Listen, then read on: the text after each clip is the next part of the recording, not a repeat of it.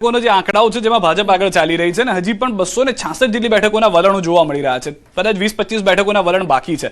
ચિત્ર અહીંયા આગળથી સ્પષ્ટ માની લેવું કે બીજેપી સરકાર બનાવશે કે હજી પણ તમે જોશો કે ઉપર નીચે કંઈક થઈ શકે છે આની અંદર?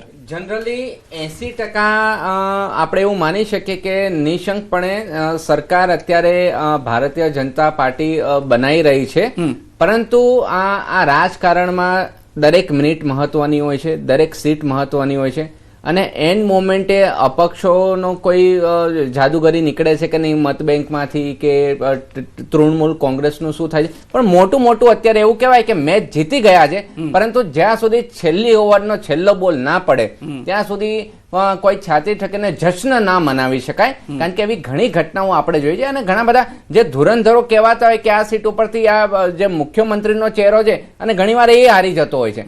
એટલે રાજકારણ ઇઝ અનપ્રિડિક્ટેબલ. અને જેવી રીતે તમિલનાડુમાં જોયું, હવે ડીએમકે નું ગોત્રો આપણે જોઈએ તો એ પરિવારવાદમાંથી ભરાઈ ગયા એટલે એ સાઈડમાં થઈ ગયા.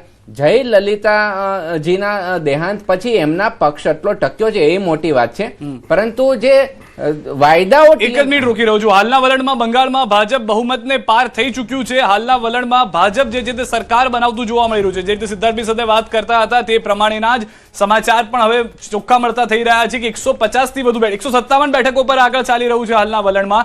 તો જે જમ્પ છે, જે એક પછી એક કૂદકો મારી રહ્યું છે ભાજપ પોતાની બેઠકોની અંદર, એ મોટો જોવા મળી રહ્યો છે. બીજી તરફ ટીએમસી જે છે તે તેટલું આગળ નથી આવી રહ્યું. અને હવે મોટા સમાચાર, બીજેપીના શુવેન્દુ અધિકારી કે જે પાછળ ચાલી રહ્યા હતા તે આગળ ચાલી રહ્યા છે.